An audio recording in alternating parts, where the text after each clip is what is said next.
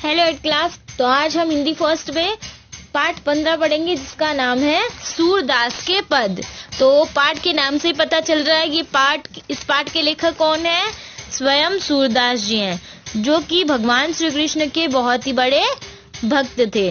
और इस कविता के माध्यम से वो क्या बता रहे हैं वो हमें बाल कृष्ण की बाल मनोहारी जिज्ञासाओं और स्वभाव का वर्णन कर रहे हैं। भगवान श्री कृष्ण है ना, उनके बाल पने में जो उनकी मनोहारी, मन को हरने वाली जिज्ञासाएं थी और उनका जो मन को अच्छा लगने वाला स्वभाव था ना, उसका वर्णन कर रहे हैं। तो पाठ पढ़ने से पहले हम इसके शब्दार्थ देख लेते हैं। पियत मतलब पीते हुए। बल का अर्थ है बलराम, जो कि भगवान कृष्ण के बड़े भाई थे।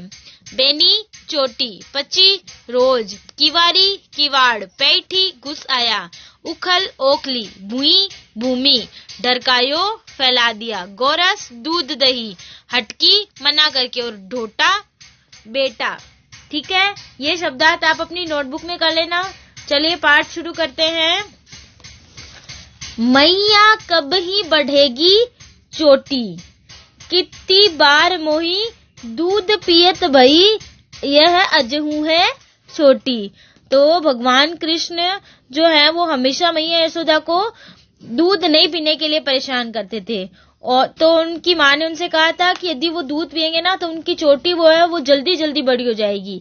लेकिन जब चोटी छोटी ही रही, बड़ी ही नहीं हुई, तो भगवान श्री कृष्ण माता यशोदा से पूछते हैं कि मैया मेरी चोटी कब बड़ी होगी, मैं कब से दूध पी रहा हूँ, लेकिन अभी तक मेरी चोटी क्या है, छोटी की छोटी ही है।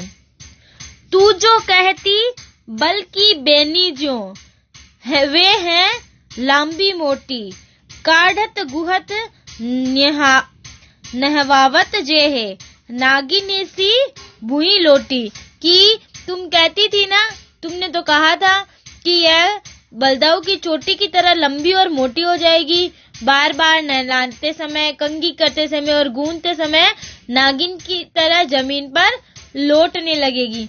तो वो कहते हैं कि माँ तूने तो कहा था ना कि मैं ऐसे दूध पीऊंगा तो मेरी चोटी एकदम बलराम भैया के जैसे लंबी और मोटी हो जाएगी, और फिर जब मैं नहाऊंगा और गूंथूंगा तो क्या होगा, कंघी करूंगा तो वो जमीन पर नागिन की तरह ऐसे लौटेगी। कांचो दूध पियावत पची पची, देती न माखन रोटी, सूर चिर जीवो दो भैया, हरी हलदर की जोटी। तो कहते हैं कि लेकिन ऐसा कुछ भी नहीं हुआ। फिर वे शिकायत करते हुए, उलाहना देते हुए माता यशोदा से कहते हैं कि तुम मुझे हमेशा कच्चा दूध पिलाती रहती हो, कभी भी खाने को माखन रोटी नहीं देती हो। इस प्रकार सूरदास जी कहते हैं कि बाल कृष्ण के मुख से ऐसी बातें सुनकर माता यशोदा उनको और बलराम की जोड़ी को चिरंजीवी होने का आशीर्वाद देती है, दीर्घायु होने का आशीर्वाद देती है। तो इन लाइनों के माध्यम से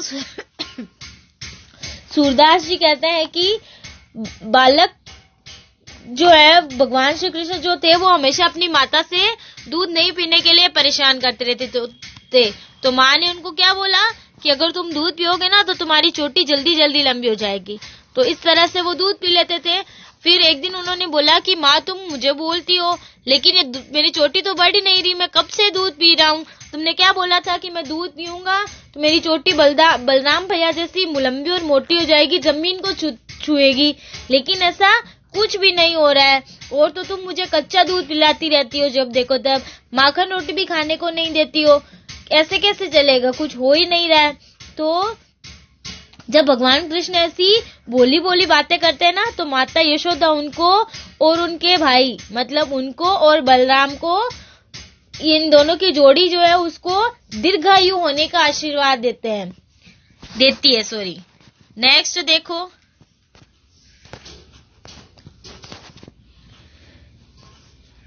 तेरे लाल मेरो माखन खायो, दोपहर दिवस जानी घर सुनो, ढूंढी ढंडोरी आप ही आयो। तो अब ये वाला जो पद्यांश है ना, इसके माध्यम से गोपी यशोदा से भगवान श्री कृष्ण की शिकायत करती है और उन्हें कृष्ण जैसा अनोखा पुत्र करने के लिए क्या दे रही है, उल्हाना दे रही है। उनसे शिकायत करी है। तो वो कहती है कि माता यशोदा, तेरा पुत्र मेरा माखन खा गया। दोपहर के समय खाली सुनसान घर समझकर वो घर में घुस गया, दरवाजा खोला और घर में आया। अपने आप ही आया वो घर में, घर को सूना समझकर वो अपने आप ही घर के अंदर आ गया। खोली किवारी बैठी मंदिर में, दूध दही सब सखनी खवायो, उखल चढ़ी सींके को लीन हो, अन्न भावत मुई में ढरकायो। कि दरवाजा खोला और घर में आया और दूध दही अपने सभी साथियों को भी खिलाया। मैंने कुछ दूध दही जो है वो छींके पर रखा था। आगे देखो, उखल पर चढ़कर वहां से भी उसने ले लिया और जो उसको अच्छा नहीं लगा ना, उसने वो सारा धरती पर बिखेर दिया। दिन प्रति हानि होती गोरस की, यह ढोटा कोने ढंग लायो, सूर श्याम को हटकी न राखे, ते ही पूत अनो को जायो। वो कहती है कि रोज रोज ऐसे नुकसान कर देता है मेरा, रोज रोज दूध दही का माखन का ऐसी हरकतों से मेरा रोज रोज नुकसान कर देता है ये। तुम अपने इस अनोखे पुत्र को समझाती क्यों नहीं हो कि वह ऐसे हमारे दूध दही और माखन की चोरी ना करे। ऐसे व्यवहार को देखकर लगता है कि तुमने तो किसी अनोखे बालक को ही जन्म दिया है। तो गोपी उसको क्या कहती है यशोदा मैया से कि तेरा लाल जो है, तेरा बेटा जो है, मेरा सारा माखन खा गया, दोपहर में घर में आ गया, सुनसान घर समझ के दरवाजा खोला, घर के अंदर आया, दूध दही सब अपने सखाओं को खिला दिया, उखल पे चढ़कर छींके से भी उसने माखन ले लिया और जो नहीं उसको अच्छा लग रहा था वो उसने जमीन पे बिखेर दिया। इस प्रकार उसकी इन हरकतों से रोज रोज मेरे दूध दही और माखन की हानि हो जाती है। तुम अपने इस अनोखे बेटे को समझाती क्यों नहीं हो? उसकी हरकतों से तो देखकर ऐसा ही लगता है कि तुमने किसी अनोखे बालक को ही जन्म दिया है।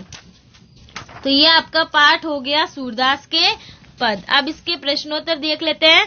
तो पाठ्य पुस्तक के प्रश्नोत्तर पदों से इसमें आपको 1 से लेकर 6 तक ये प्रश्नोत्तर आपको अपनी नोटबुक में सुंदर सुंदर राइटिंग में करना है। तो ये आपका पाठ 15 कंप्लीट हो गया है।